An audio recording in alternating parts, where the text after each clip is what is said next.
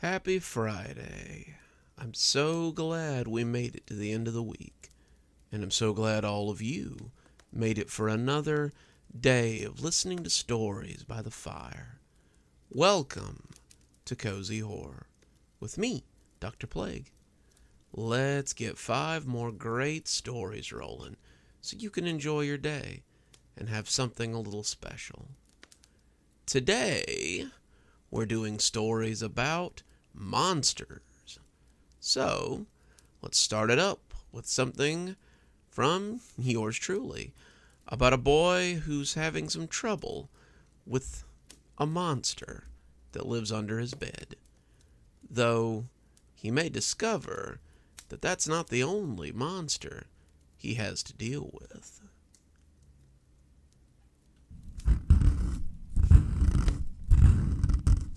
There it was again. Jeremy put his hands over his ears and tried to block the noise out, but the scratching against the hardwood sent chills up his spine. Stop it! Stop it right now! Jeremy clapped his hands over his mouth, terrified at what he had just done. The scratching under his bed had been happening for 3 weeks. The scratching, the weird noises, and sometimes he thought he heard whispers and whimpers amongst the odd sounds. His parents had said, "Oh, you're just dreaming," or "It's just the house settling." But Jeremy knew that it was something. There was something under there. He knew it in that way that children always know. The scratching stopped, and he lay there, silently shivering with the covers pulled up to his chin. He had done it now. Now it would slink out from under his bed and eat him up. It would come towering out from under the bed and hurt him with its long claws, or... "Who's there?" said a small voice that was trying to be brave. Jeremy jumped. That had been a child's voice. The thing under his bed had spoken, and it was a kid, like him. He peeked over the edge of the bed, expecting yellow eyes or a mouthful of pointy teeth, but no one peeked out from under his bed. After a few seconds of heavy silence, Jeremy decided to be brave for a little while longer. I'm Jeremy Bird. Why have you been under my bed all these nights making noise?" "Me? You're the terrifying thing that's been making noise under my bed this whole time," said the voice. To Jeremy, it sounded terrified. "No, I haven't," Jeremy said, and he laughed at the absurdity. "Oh, yes, you have. You growl and roar deep in the night. I've heard you," said the monster, who was blustering with angry terror. Jeremy thought for a moment. "Does it sound like this?" He pretended to snore. He'd gotten pretty good at it. If he wanted to trick his parents, they could stay up a little later. The monster quailed in terror. "Oh no, I'm sorry. I shouldn't have." "Shh, that's the noise I make when I sleep, silly," Jeremy said with a laugh. "Oh," said the monster, relieved. But what about that terrible squealing you make?" it added suspiciously. Jeremy thought about it, and as he thought, he leaned back on the bed, and the springs creaked and groaned. It chills me every time I hear it," said the monster with real terror. "That's just the mattress," Jeremy said. He was becoming less afraid of this monster, as it proved to be more fearful of him. "Well, what about those little noises you make at night? They're so invasive, they make me want to scream." Jeremy thought, what could the creature be talking about? He looked at the glow of the dark stars on his ceiling as he contemplated, and smiled as he remembered how his mom had pasted them up there. What small noises late at night could this creature be talking about? He thought and thought, and his silence made the monster cry a little, a high-pitched whine at the back of his throat that made Jeremy cringe. Those are whimpers," Jeremy realized suddenly, understanding the noise as soon as he heard it. "Why do you make that sound?" the monster asked, but Jeremy already knew the answer.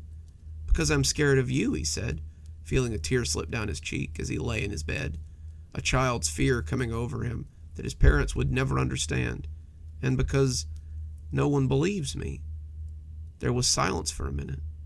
"I'm sorry," said the monster in a small little voice. Jeremy felt himself smile a little. "It's okay. I don't think you meant to scare me. It's just in your... No, not for that. Well, I am sorry for that, but I'm more sorry for what's about to happen to you." Jeremy tensed. "What do you mean?" "Well, I had 2 monsters. the one in my closet, and you.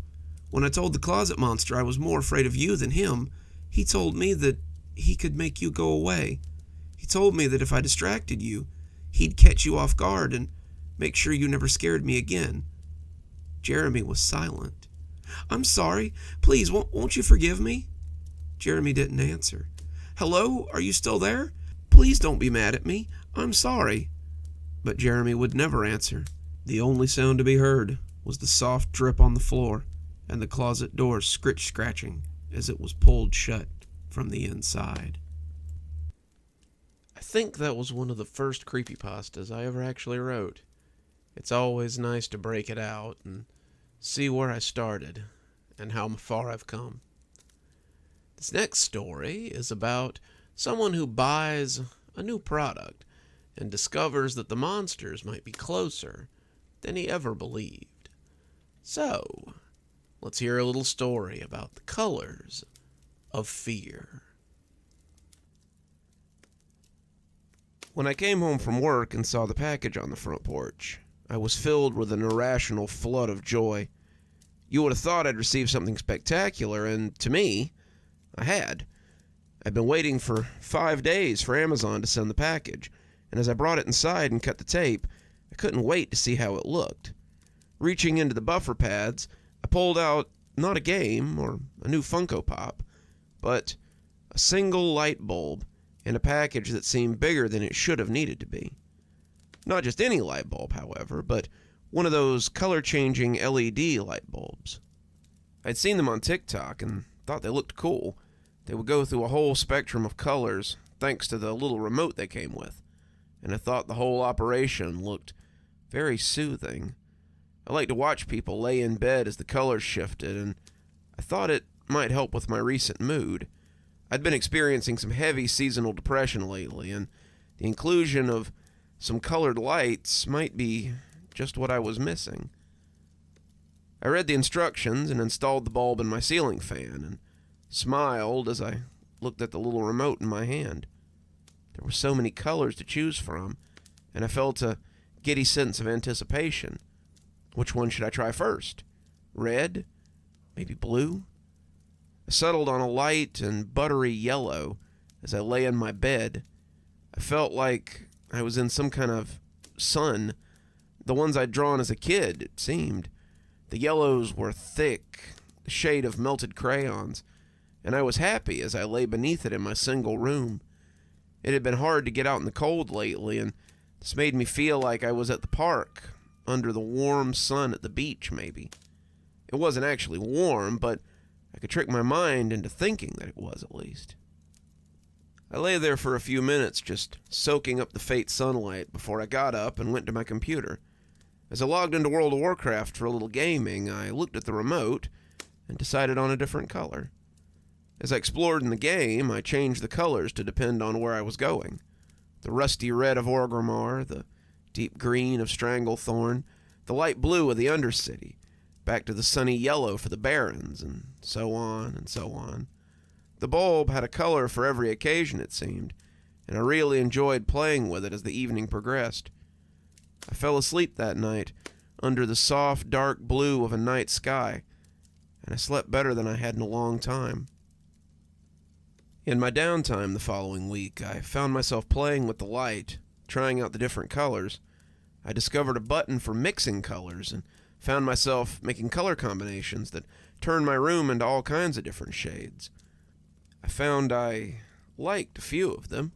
The blue and green combination reminded me of the undersea videos I'd seen on Discovery Channel when I was a kid. There was a red and yellow of the deep desert, the purple-blue of icy peaks, and I found myself lying in bed some evenings after work and just trying different combinations.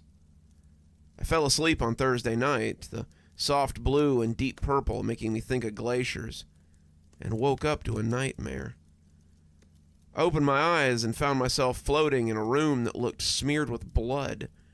The walls seemed to hold strange shadows, the reds and blacks mingling like filth in a morgue. But that wasn't the worst of it. The worst were the creatures. They were dirty white that was almost translucent. their eyes like lamps as they stared at my prone form. I wasn't sure what to make of them at first, and I wondered if I was dreaming. If I was, this was the most realistic dream I had ever had.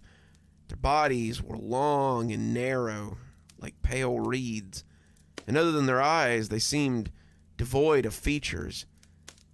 There were two of them, one in the corner by my desk and the other perched in the junction of the ceiling and wall. We stared at each other for some undeterminable amount of time, and I was nearly convinced that I was actually dreaming when my phone chirped and lit up on the nightstand. All three of us looked at the light, and when I looked back at them, the one in the corner of the ceiling had dropped soundlessly onto the floor. The skin around the bottom of his head seemed to rip open to reveal a double row of buttery yellow teeth. His fellow creature did the same, and as the two stalked closer to me on their noodly-looking arms, I whimpered and reached for the bat that I kept beside my bed. As I turned, I must have rolled over on the remote. As the bulb changed back to the same buttery yellow I had basked in on the first day, I came up with the bat out in front of me to find the room devoid of nightmare creatures. I turned it back to the normal fluorescence and looked around in a panic, trying to figure out what had just happened. I was still awake when the sunrise lit the windows, and I wasn't sure I'd ever sleep again with the image of those creatures thumping around in my head. I tried to get about my morning routine, getting ready for work and getting breakfast together, but the image of those horrible things would never leave me. They followed me through my day, dogging my steps as I tried to get my work done, but by lunch, I was a mess. When my boss saw me in the break room, my shaking hands struggling to open my lunch bag, she told me I looked ill and said I should go home and get some rest. "You look ill, dear. Take the day off and have a good weekend. We'll see you Monday." I told her that wasn't necessary, but she insisted. I was grateful for the chance to get some rest, but I found my anxiety growing as I got home, the same place I had seen those horrors. I checked the corners where I had seen them, hoping to find some sign that it had just been a dream, and I was rewarded with nothing. There were no marks on the eggshell white walls, no signs of claws or dirt from the filthy skin of the creatures, but it did little to soothe me. Sign or not, I knew I hadn't been dreaming, and that meant that these things had to be real. The idea that I couldn't see them, that they only existed in the dark, was even more terrifying. But despite my fears, the need to find out what they were and how they had disappeared without any sign just wouldn't leave me. I started by just turning off the lights, but I didn't think that would do much good. I'd woken up in the dark plenty of times, and I'd never seen anything like those creatures. No, I thought, it had to have something to do with that light that I had seen covering the walls. It had changed when I rolled onto the remote, and whatever combination I had bumped had allowed me to see the creatures. I knew about things that you couldn't see with the naked eye, things that were too small or hard to see outside the right color spectrum, and I wondered if these creatures were like that. More importantly, if I could only see them in that spectrum, then was it a two-way street? Could they only see me when that spectrum was on? Might explain why they didn't attack me otherwise. I didn't want to see them. The thought of looking at them terrified me, but I was curious as well. The thought of them followed me as surely as the creatures might, and I needed to be sure of what they were. I was no scientist, not by a long shot, but my desire for answers was greater than my self-preservation in this case. I started playing with different color combinations on the remote, my bat always at the ready. Before you ask, I tried red and black, but gave me something like a desert cave more than anything. The remote was small, but if you held the buttons, the colors would change further. They would get darker or lighter. They might even change depth and perception, and the combinations really were vast. My computer sat untouched that weekend, my books and TV left to catch dust, and by Sunday, I was a mess. Hadn't slept much that weekend. Every time I closed my eyes, all I could see were the faces of the monsters that stalked me, and my rest was pretty thin. When someone knocked on my door, I jumped and looked around fitfully. I peeked down the hallway as someone knocked again, and when Debbie called my name, I realized it wasn't the monsters trying to trick me out of my little cocoon. I didn't even realize I wasn't dressed for company until I made it to the door. I was in clothes that my mother would have called grubs, and my hair was loose and unwashed. I likely smelled. I hadn't showered since Friday morning, and was extremely self-conscious as I opened the door to my apartment. Debbie smiled, bundled up against the cold, and when she saw the state of me, she came right in and asked what was wrong. "Wendy said you had been sent home on Friday with some kind of illness, and I see why now. You look terrible. It's not the COVID, is it?" she said, pulling her scarf up over her nose and mouth. "No, I'm not actually sick," I admitted. "Then what's going on? Have you been sleeping okay? Here." She took egg drop soup out of a bag and set it on the couch. "I brought you your favorite sick soup to help you get past this." I smiled, realizing that I hadn't eaten since the night before, when that delicious steam hit my nose. Bless her. Debbie was a true friend. As we sat, Debbie had brought dumplings to go along with the soup. I told her about the weird creatures that I had seen. Unlike me, Debbie looked excited at the prospect of seeing something different. Debbie was into things like ghost hunting and cryptids, and she loved the idea of actually getting to see one. "Oh my gosh, you gotta let me help. Come on, we'll have a picnic in your room. If this is making you sick, I want to help you see it through." I was glad for her help, but I didn't want to get her caught up in the same crap I was likely getting caught up in. Debbie was my best friend, and the thought of the creature getting her too, all thanks to my damn curiosity, was something I would rather avoid. Debbie, however, was not taking no for an answer. We took the food to my room, and I showed her the remote and the bulb. Debbie scratched her chin as she looked at the buttons, asking if I was sure it was red and black, as she started working through the settings. When I woke up, it was definitely red and black, but it was different. It was greasy looking, ethereal, not quite real. It was like a dream. That's when it took me so long to realize I was awake. Debbie started changing the colors in quick succession, the colors dancing as they went through the spectrum. I was afraid she would burn it out, the colors changing too quickly for my liking, but she just shook her head at me. She said it was fine. They were meant to sustain these kinds of things, and it would speed it up if she just kept flipping through. So we sat there, eating and flipping the lights at an almost nauseating pace for the next few hours. The sun went down and the moon came up, and as I lay on the bed and played on my phone, I realized it was almost midnight suddenly. I had to go back to work the next day, and I told Debbie I needed to get to bed. "Look, I appreciate your help, but I've got to be up early in the morning." Just a little more," Debbie said, the lights still dancing by. I know I can do it." I rolled over and shook my head, reaching for the remote.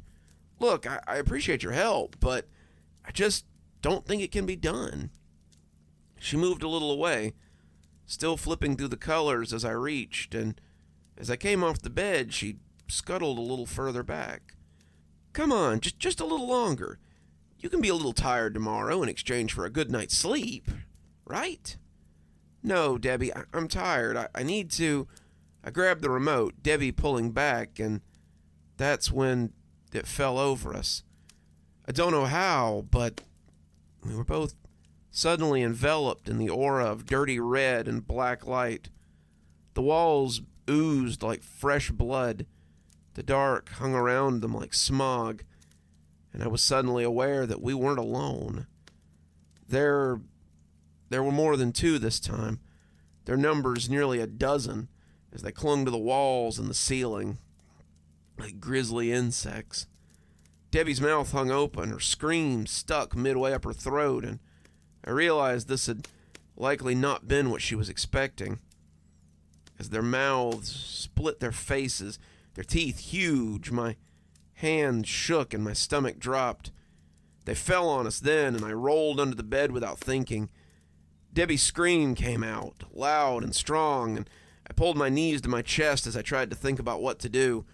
They were killing her. They were killing my best friend, and the only thing I could think of was changing the lights back. It had worked the first time. Maybe it would work now. I looked around, finding the remote on the ground, but as I reached for it, I saw the giant yellow eyes find me. One of those noodly arms came reaching for me, and as my fingers found the plastic face, I pushed the first button I could find and snatched it away from the sharp teeth of the creature. The light turned to something like normal before it popped loudly, and I was left in darkness. I got out my phone and switched on the flashlight, looking around and finding nothing but the ruined remains of our picnic. By the light of my phone, I discovered that the creatures were gone, but I also discovered that Debbie was gone, too. I've ordered another light bulb, but it won't arrive until tomorrow. I paid for express shipping, but I don't know if that'll be soon enough to save Debbie. I don't want to see those things ever again, but if there's a chance that Debbie's still alive, I have to find her. She wanted to help me, and now it's my turn to try and help her. So be careful with your new light bulbs if you buy one. You may see more than you bargained for, and you may lose more than just the cost of shipping. Makes you want to be a little more careful when you buy from Amazon's suggested list, huh? Going from strange products to strange games, we hear about a monster who lives within the space that we sometimes occupy when we find ourselves enthralled by a new game. So, let's hear a tale about a monster whose cry proclaims that he can scare you. I'm a big fan of old browser games. I used to play a lot of them when I was a kid, and while most of them were buggy or repetitive, they were still a great way to kill some time while you were at school or stuck at home. I have many fond memories of sitting at the computer with my friends, laughing and showing each other games we found on random websites. So when I heard that Java was being phased out, I got to thinking about all the old games I used to enjoy, and decided to track some of them down.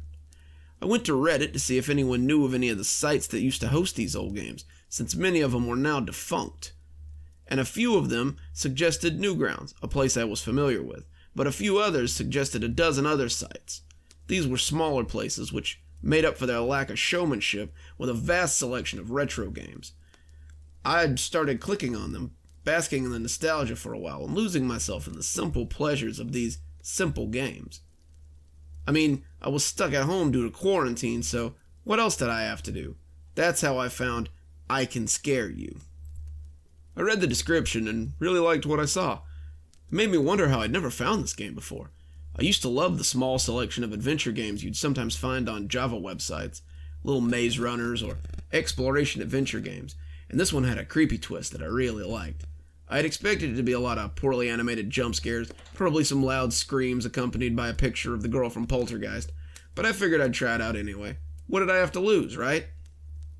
When I loaded it up, I was greeted by something very familiar. For those unaware of the concept, screensavers were used a lot back in the day to keep your monitor from freezing in place. Windows had many iconic screensavers, but one of the most recognizable was the maze you saw sprawling out before you took on the point of view of the runner, shifting around and following a set path as you tried to find the exit. This game had dropped me into a very familiar maze, with brick walls and a sand floor, and an 8-bit soundtrack trying for creepy, but was mostly just sounding spooky.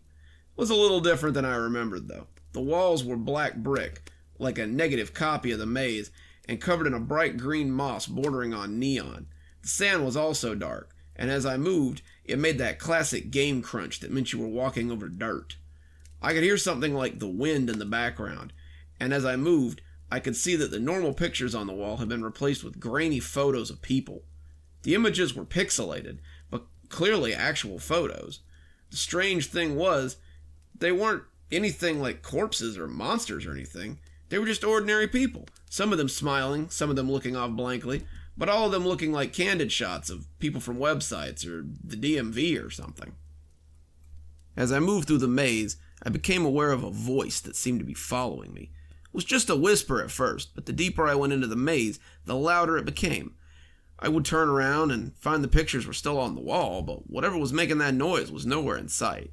The images seemed to repeat themselves. Same 10 or 12 photos again and again, and I figured they must be the staff that had worked on the game or something. It was a little creepy having them watch me as I went through the maze, but no creepier than anything else I'd seen in a game. The voice, however, was definitely getting a little nerve-wracking. I could hear it now, and it was saying the same thing over and over again in a vaguely feminine computer voice. I can scare you. I can kind of scare you. I turned to the game, but there was nothing behind me. The voice had sounded close, and I assumed it was the enemy of the game. It kept moving away and getting closer, always just out of sight. So I just kept moving, kept looking for an exit, kept making my way through the maze. There was always an exit in the screensaver that made the maze fall apart and made a new maze begin. When I found what I was looking for, though, it turned out to be the last thing I'd expected. I came around a corner and heard the voice getting louder again. I can scare you. I can kind of scare you. I turned left and found a dead end. I can scare you. I can kind of scare you. I dashed back and took a right instead. Then I found another dead end. I can scare you. I can kind of scare you. I sighed and turned around to face my fate. I guess the game was over. That's when I saw what sort of beast lurked in this maze. I can scare you. I can kind of scare you. It was a grainy picture just like the others, but this one moved and was far from the bland recreation the others had been. The image's eyes appeared to be leaking blood, the mouth crunching as it blared its ceaseless words. It barreled toward me lamely, filling the whole hallway, its face twisted in pixelated agony as it crashed closer and closer. I can scare you. I can kind of scare you. Despite its alarming form, it was clearly a picture of my dad's face.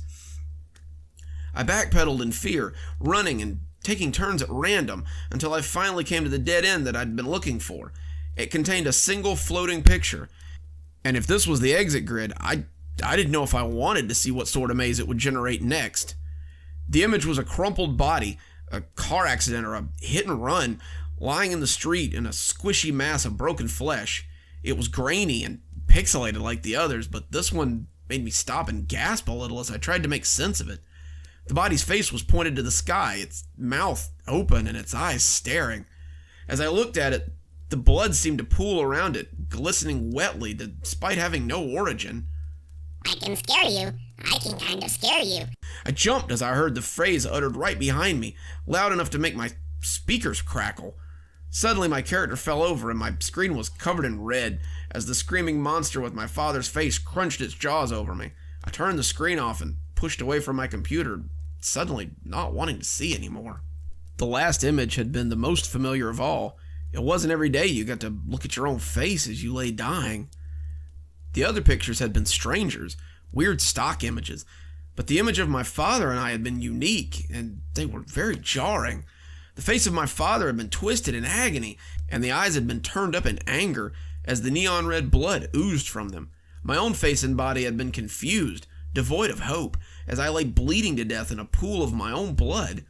Even if the game had somehow pulled pictures from my computer, it couldn't have gotten either of those from me. No picture of my father existed that looked like that, and certainly no picture of me that looked like that existed. I closed the game and realized that at some point it had gotten dark. Looking at my watch, I realized I'd been playing the game for 3 hours. It was pushing midnight, and I shut my computer down and climbed in bed. I tossed and turned as I tried to push the image of that final horror out of my mind. As grainy and unreal as it had been, it was still a picture of me, and I was clearly dying. How did they have it? Where had they come from? Those images followed me into sleep, and they haunted my dreams all night. I found that I was running from that hellish thing in my nightmares, and it stretched and chomped right behind me. It didn't beat around the bush this time, and it dogged my heels for hours as I ran through that 8-bit hell. Right at the end, I came to a dead end and saw my own body lying on the floor, surrounded by blood. I rolled my head lamely to look at myself, moaning at a mouthful of blood as the huge dad head fell on me and turned my world red. When my cell phone woke me up at 7:15, it was almost a blessing. I reached for it groggily, seeing my mom's number and answering it shakingly. Hello? Honey? Baby, I need you to listen to me for a minute. There's been an accident. Your dad's dead, sweetheart. She sobbed a little before continuing. I sat up quickly, still thinking I was dreaming. What? Turn on the news, honey. It's been all over the news since it happened. I need you to come home right away. I need someone here with me. I told her I would, and she hung up, and as I walked into the living room, switched on the TV, wondering what I would find on the screen. It had been a bus accident that had happened about an hour and a half ago. Dad, the other passengers, and the driver had been killed when another bus had T-boned them at an intersection. The bus Dad had been on had been crushed against the storefront, and the engine had ignited. The ensuing fire had made rescue very difficult. After extinguishing it, emergency services had really only been rescuing bodies. Then they started flashing the pictures of the deceased across the screen, and I felt the remote slip from my hands and clatter on the hardwood. I recognized all of them. They were the faces in the maze. I flopped bonelessly onto the couch, my legs refusing to hold me. I'm curled on the couch now, filled with a deep sense of dread over the knowledge I seemed to possess. Everyone I'd seen in that maze last night was dead now. Everyone except me. I had seen my own contorted face as I lay broken on the floor of that 8-bit maze.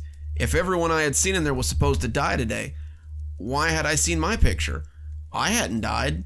I was still clearly alive. For now. People keep calling me, but all I can do is hunker on the couch and wait. Waiting for my own fate to come and sweep me off the board as well. So if you stumble across this game in your internet travels, do yourself a favor and don't play it. I wish to God I never had. Man, we are really plugging along. But don't worry. I'm sure we have enough horror here to whet even the hardiest of appetites. Let's move into a subject that I really enjoy, which is local folklore. Let's hear a story straight from South America about an entity known as Lachuza. I need to tell someone about this, mostly to get it off my chest, but also because, screwed up as the situation is, it's one of the best stories I've ever heard. I attend a large university in Arizona. I won't say which, but my friends and I were sharing a bottle of Jack the other night, and we started sharing stories. Somehow, we got on the subject of spooky stories, and it appeared that several of us had a strange occurrence to talk about. Gabriel told us about a weird apartment that he and his mother had lived in when they were in West Virginia. Apparently his mother had woken up screaming one night after a dark figure had appeared over her bed. He had come in and found it melting away into nothing, and the two of them had moved out shortly thereafter. John told us about a weird deer he'd seen on a hunting trip, and I told him about a sound I'd heard outside my parents' house in Montana throughout my childhood. One of Dad's friends, he was a zoologist or something, said it didn't sound like any animal he was familiar with.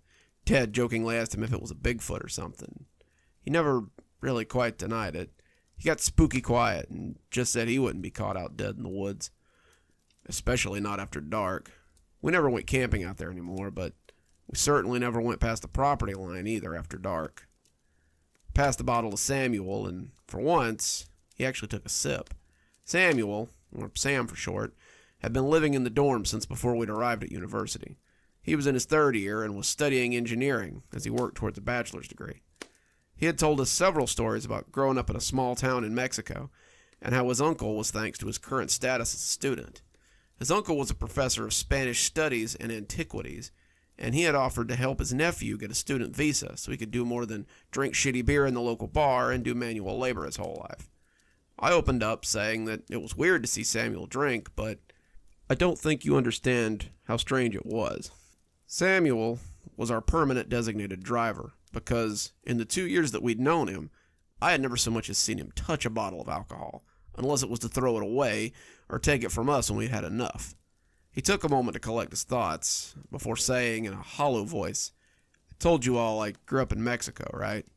We all nodded. He continued, "Well, I grew up in this rural little town right outside of Hermosillo. It wasn't large, maybe 8,000 people in the whole town, and most of our work came from the processing plant or from the farms that operated around the small town. My mother and I lived there with my abuelo and my abuela. My uncle was living in America and sending money back when he could. My abuelo was a horse breeder, something my family had practiced for generations, and he would work for the stockman for one of the larger ranches in the area. We weren't quite as well off as the rancher, but we were doing okay. Wasn't a bad life. It was hard, but not without its pleasures." When I was in high school, my friends and I would go to parties held at the local farms. The rancher's son, Santiago, and I had been friends since we were young, and we palled around with some of the ranch hand sons, Juan, Christopher, and Mateo. We were good friends, probably the best friends I've ever had, but one night we found something that none of us quite believed in. We had all grown up with stories about La Llorona or El Cibon, but my mother always loved to use a certain legend to scare me. La Lachuza was a witch who turned herself into some sort of owl demon after her death. She was said to roam the lands, hunting for drunks or just children out after dark. She would make noises in the night to trick you into opening your window so she could steal your eyes. She would pretend to be a baby to lure you into the woods. She would create thunderstorms and other nasty things and would come to get naughty children if they acted out. La Lachuza was used a lot in my house to get me to do things like chores or homework that I really didn't want to do. By the time I was a teenager, though, I was kind of done with my mom's scary stories about owl ladies. I was much more interested in drinking with my friends and meeting girls. I was 16 when she caught me on my way out the door. "I know where you're going off to. I beg you, do not go out there and drink with your friends." I brushed her off, saying I was of age, and if I wanted to go hang out with my friends, then I would. And if La Lachuza would happen across you in your group? I scoffed, telling her that her stories didn't scare me anymore. "That story is what killed your father," she started to say, but I cut her off. Dad had died in a drunk driving accident before I was born. He had driven off the road and hit a tree, his car erupting into a ball of flame, and that's why we had nothing to bury. But Mom had insisted that it had been La Lachuza who had driven him off the road. This had made me even scareder of the creature when I was a kid, but now it made me mad that she would use my father's death like this. I left without another word, climbing into Santiago's car as it pulled away from my house for the last time. She was standing in the road crying as we drove off. That image will be scarred into my brain until the day I die. We were out late. I couldn't tell you much about the party, just that it was in someone's barn. The beer was hot, the women were lukewarm, and the music was subpar at best. I drank too much, trying to get the fight with my mom out of my head, and by the time we called it a night, I was well and truly drunk. We climbed into Santiago's car, all of us laughing and tipsy. We started out, Santiago managing to keep it on the road as we whooped and hollered in the back seat. He was laughing along with us, turning the music up on the radio, but when he swerved suddenly, we all screamed like banshees.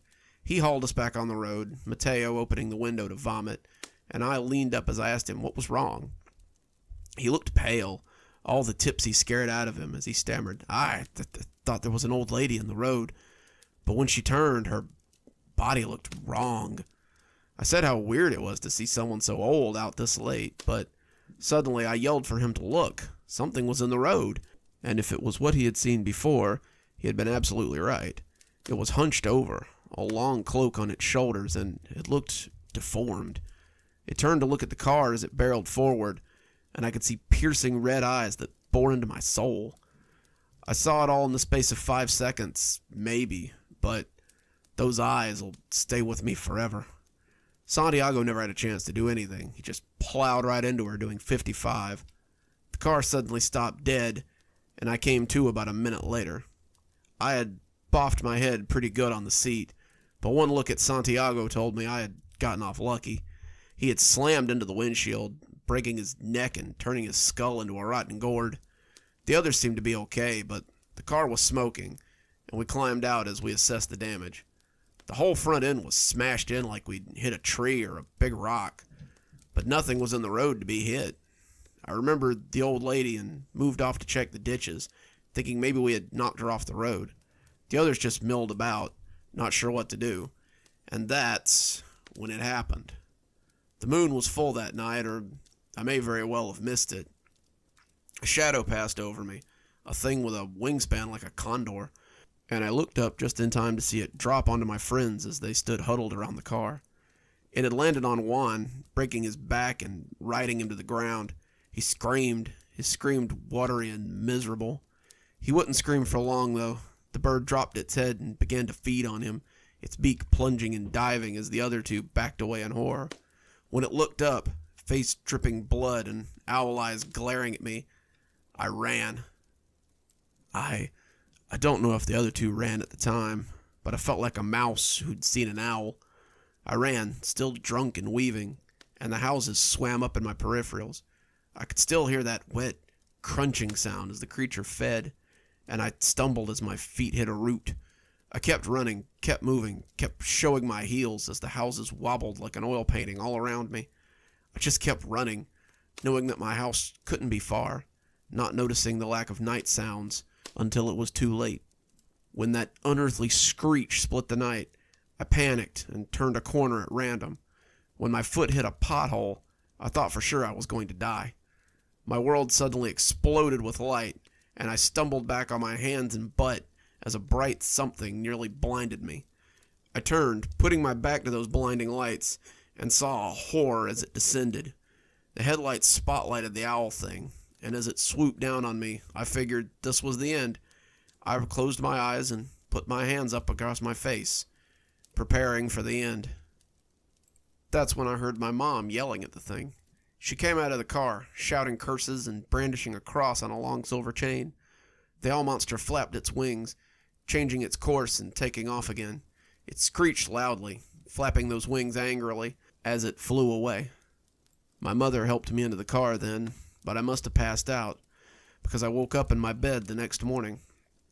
I would have believed it was a dream if Mom hadn't told me all about it as we sat at the breakfast table. She had made food, and there was a pot of coffee there as well. As I ate, she told me all of it.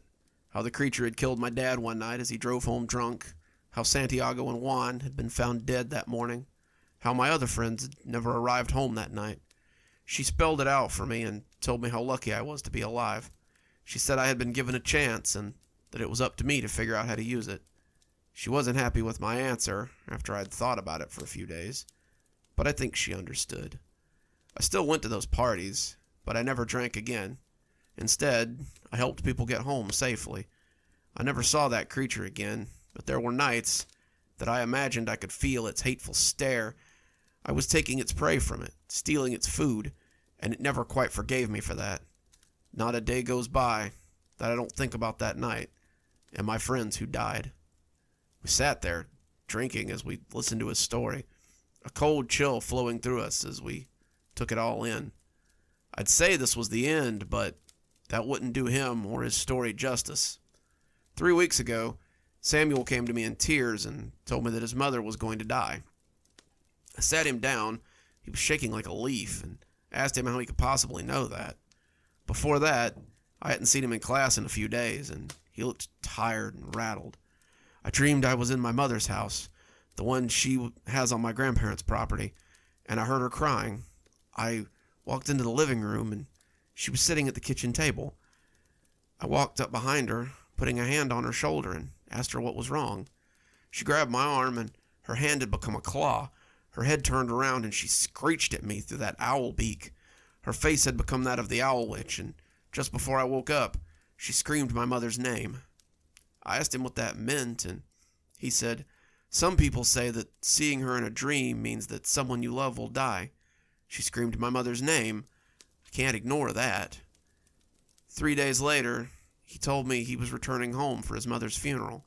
They found her in her room. She'd had a heart attack. I need to go home and say goodbye. Will you watch my plants while I'm away? I told him I would, but I think he knew he wasn't coming back. A week ago, I asked his uncle if there was any news. His uncle only sighed and told me that his nephew was missing. My mother tells me that he went to the house he and his mother had shared, No one has seen him since. We don't know where he is, but if you're still watering his plants, I'll pick them up this afternoon. Hopefully, I can give them to him when he comes back. I don't know what became of Sam, but I pray that the Owl Witch, Lachuza, did not get him. One more story for you, and I think this one's a pretty good one. We move from one region of folklore into another, while we hunt for the rare creature that steals men's hearts and leaves them a little less than they were. Let's hear a story about the Sheela. Have you ever met someone who changed your life so completely? Someone who's your first, your last, your only? I met her once. Her name was Sheela. I worked as an engineer in China. My company hired me straight out of college and offered me a substantial sign-on bonus if I would relocate to the mainland hub. Apparently, the company was responsible for many of the dams across China, and due to poor upkeep, many of the lawsuits leveled against them had been for machinery failure. My job was to check the machinery in the dams and make sure they were working correctly. It's a pretty lucrative job. After a few years, I find myself nearly fluent in the regional dialect. An American is something of a novelty for the people in these rural towns. I often find myself invited to bars or back to someone's house at the end of the day. The women have been very amicable, if not right out flirtatious. I usually don't find it difficult to find female companionship if I want it. Well, I didn't, at least. That was before I met Sheela, though. I was checking on a rather large dam near the coast, one that filters the often polluted river water and keeps debris from reaching the ocean. The dam's been leaking something caustic into the sea for a few months, and it was my job to figure out why it was doing that. I won't bore you with the technical details, but it wasn't hard to figure out what was going on. No one had bothered to dump the holding tanks that collect the pollutants, and they were leaking out into the dam walls and then into the ocean. No one had bothered to tell the workers to dump the tanks either.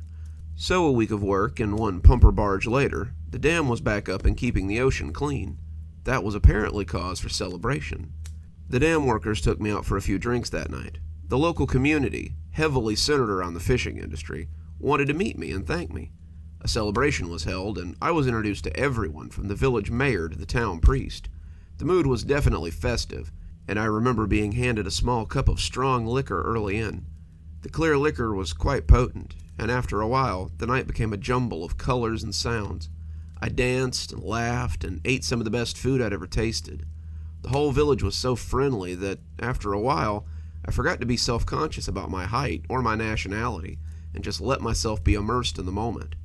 I was sitting under an overhang, a fourth cup of the strong liquor at hand, when I saw a goddess approach me. Her hair was pale, not blonde, but white, and her dress was seafoam green and clung to her. She had the eye of every man there, and had the ire of every woman. I remember thinking that she didn't seem to fit the standards of this place.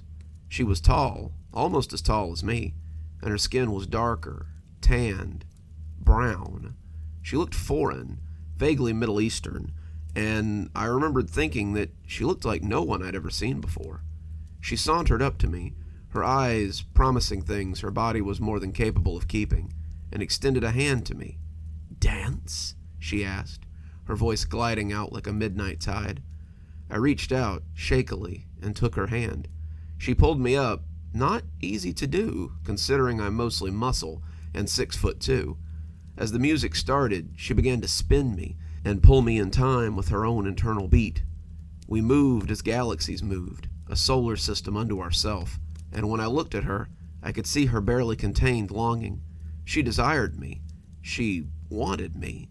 And when she pulled me close, I could feel her heart racing in her chest. Her breasts pressed against me through the dress, and her lips slid up my neck.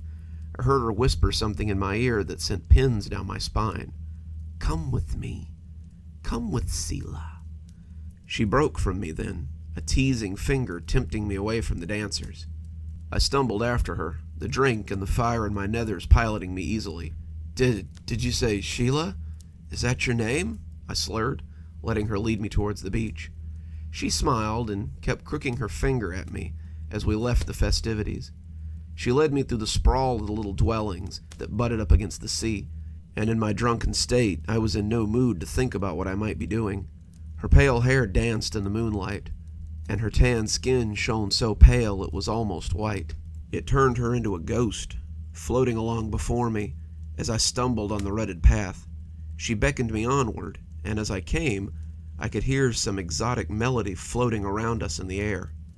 Then the dog began to bark, and the melody was snatched away. He wasn't much of a guard dog, some little mutt that had been tied up in someone's yard, but the effect he had on her was jarring. She recoiled as though she had been burned, and took a few shaky steps away from the animal. The dog was lunging at her, straining against its rope, and snarling like a wild thing. He was choking himself trying to get free, and his aggressive behavior seemed aimed solely at my companion. Watching him maul the air was starting to bring me out of my daze. Then Sheela rounded on him and hissing at him like a scalded cat. The dog yarked and backpedaled to hunker under the porch, completely chastised. When she crooked her finger at me, the lovely music began to take me away again. We came to the beach, and she led me to a spot behind a stand of vegetation. There sat a hand-carved wooden boat bobbing in the surf. As I climbed inside, I felt the weight of the drink descend on me. I closed my eyes and felt the boat slip off into the waves.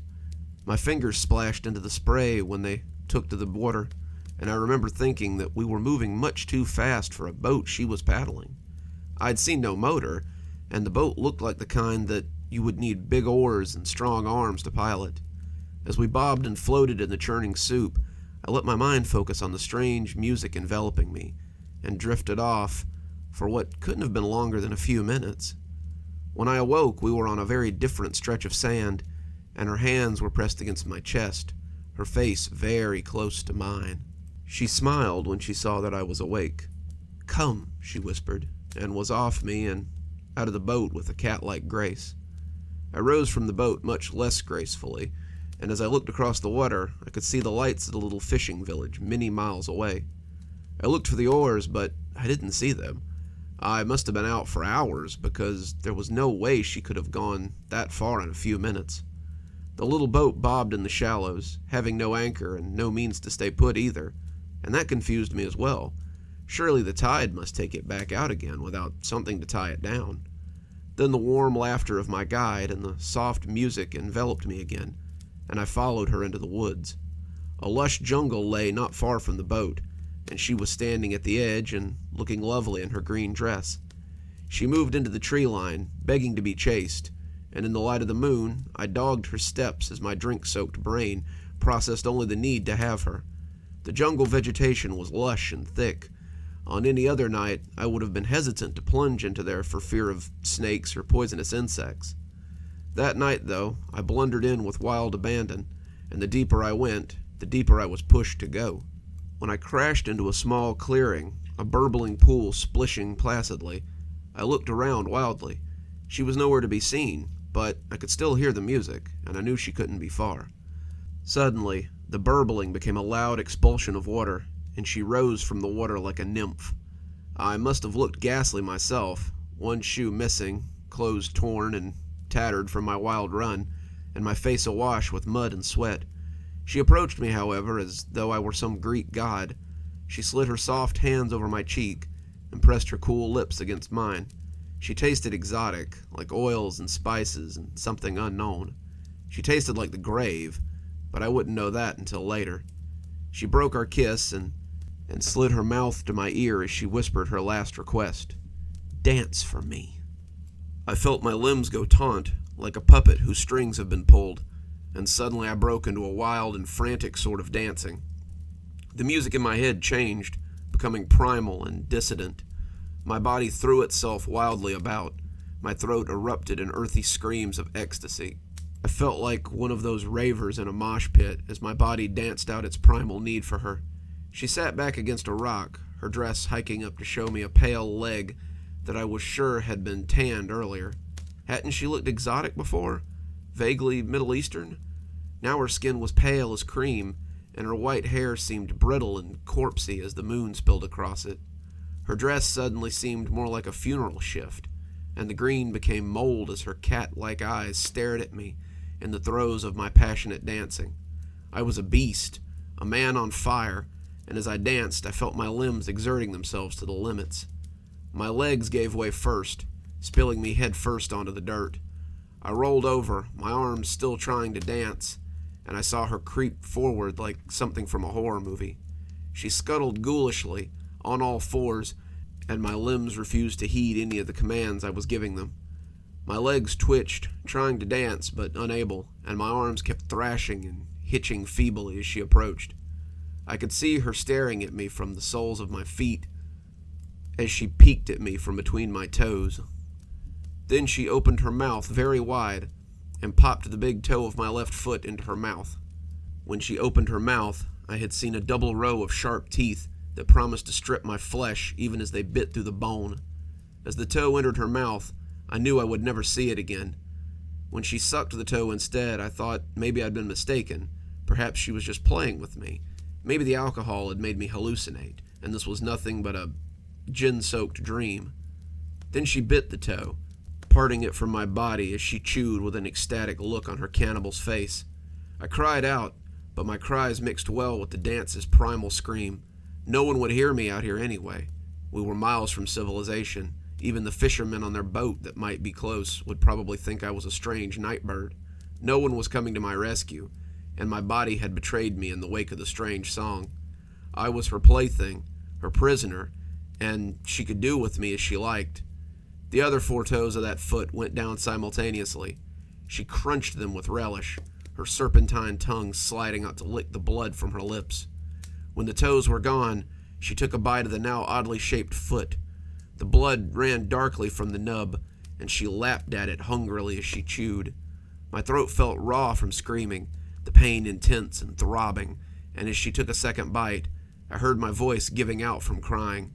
She looked up at me, seductively enough to make certain parts of my body quiver, and began planting biting kisses up my leg.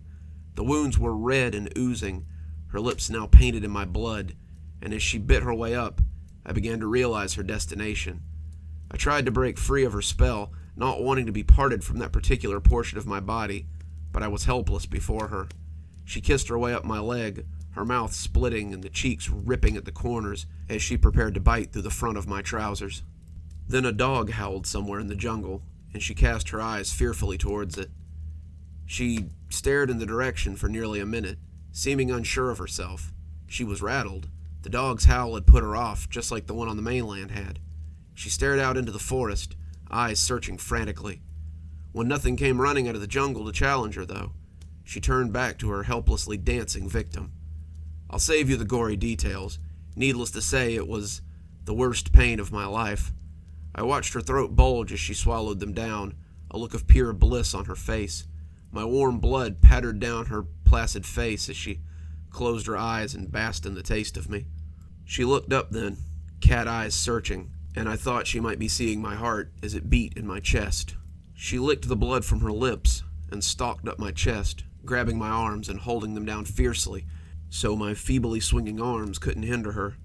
Her mouth tore open at the corners again, and I closed my eyes against the oncoming rip of her 2 sharp teeth. The various wounds ached and bled, and at that moment I was almost glad that it was about to end. I just wanted the pain to stop. That's when I heard the howl, closer now than it had been, and something big slammed into her side. It knocked her off me, sending her squealing and hissing and driving her weight off of my hurting body. When I opened my eyes, I realized that it wasn't a dog at all. It was a wolf, a big black wolf with white snarling teeth and a pair of piss-yellow eyes that looked furious. My mind was a jumble. I didn't remember hearing about wolves in China, but I was far from upset by his sudden appearance. He leapt onto the woman and tore into her with his snarling maw. She hissed at him, slapping at him with her long nails, but as she showed some signs of driving him off, another wolf barreled from the jungle to join the first. As I lay bleeding, 8 of the largest wolves I had ever seen came snarling from the vegetation to ring her in. She looked at them. As her eyes met with mine, her face was full of fear. They buried her in a ring of ripping teeth and furry bodies. I didn't waste time. I dragged myself away from the clearing with what little strength I had left, making for the beach that had been so close when I had 2 whole feet. As I pulled myself away, I could hear them tearing and ripping at her screams driving into my brain like an ice pick. If you've never heard someone get mauled to death by a pack of wolves, consider yourself very lucky. I could hear them savaging her as I bled and crawled, and I had no illusions of getting far before they fell on me as well. I was leaving a clear enough blood trail and panting loud enough to be heard from the mainland. As the sounds of their feast became farther away, I began to think I might be allowed to die in the jungle instead of eaten alive by wolves. I had no hope of finding the beach again. I only knew that I didn't want to die as she had. When my fingers sank into the sand an undeterminable amount of time later, I drew them back in surprise. I had never expected to find the beach, and now that the sound of water engulfed me, I knew I might be allowed to die on the beach in relative comfort. I dug my body out onto that beach, my various injuries crying out as the sand caked them and was ground into them. I dragged myself forward until I could feel the shore's wet edge, and then rolled onto my back and lay where the water might slide up and touch me as I was dying. It was cold fire against my injured foot, but I didn't care. The sound of waves would be a perfect backdrop for my last few minutes on Earth. I could still feel the blood leaking out of my foot and crotch, and knew I had lost a lot of it. I closed my eyes and prepared to die, when my eyelids were suddenly blasted by a bright light. I thought it was the sun for one pain-soaked moment. I thought I had fallen into a pain-induced shock and come to the beach by day, but when the lights went away, I opened my eyes in confusion. The light returned a moment later, and I shaded my eyes to see it wasn't the sun, but a searchlight. As it slid away, I saw it was on a little ship that was cruising towards the coast. When I flopped back down and closed my eyes again, it fell on me and it held me in its regard. I heard people yelling, speaking in the native tongue, and there was a splash of boats being lowered into the water. I tried to struggle when they came for me, fearing that they were with her, but my body had reached its limits.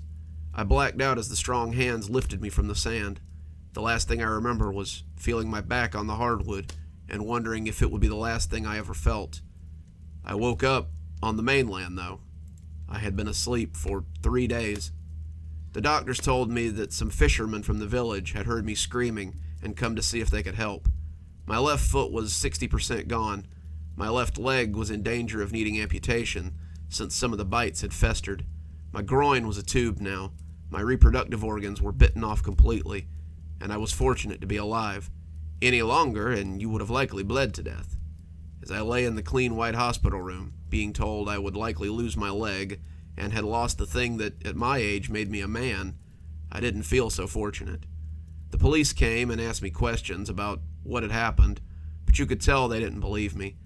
The island I had been found on was private property, a nature preserve, and no one in the area ever went there for fear of the animals that lived there. They sounded like they thought I was a weirdo, some sex freak that had gone a little too far, and when I told them that the wolves had eaten the woman who had done this, they scoffed. If the fishermen in the village hadn't corroborated my story about leaving with a woman, they would have likely assumed I had done this to myself. I'd still be in the dark if the old man hadn't come to visit.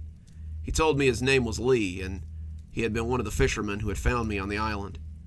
They had left the party after his brother had told them who I had gone off with. He said I was fortunate to be alive. Many people who ran across the Sheela were not so lucky. The what? I asked.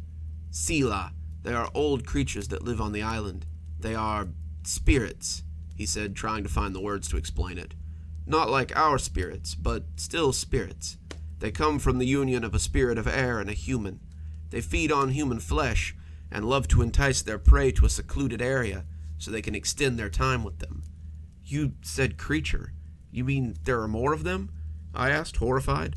He nodded. We lose men to the island sometimes. Many villages do. Like you, some come back scarred and broken, saved by the wolves who hate the Sheela. You are very lucky, son. Never forget that. I lay back in bed, cold and wanting to throw up, thinking of others who had been lured to the island and devoured by that hateful thing. That was 2 weeks ago. The doctors say I will get to keep my leg, but there's nothing they can do about my situation below the belt. My company has offered to pay my hospital bills and sent over paperwork for a sizable settlement if I don't pursue any legal action for being hurt on the job. I told them I hadn't been injured on the job, but they don't seem to want to take any chances. The settlement will be more than enough to get home and start some semblance of a new life. I can't do what I used to do with one foot, so that part of my life is clearly behind me. So many things are behind me now. I tell my story not to elicit pity, but to warn those who might travel to this part of the world. Be careful who you follow home. That pretty face might hide some sharp teeth, and you might find yourself following your date back to her lair. There are Sheela out there still, and I can attest that their hunger and their cruelty are not like anything you've ever seen before.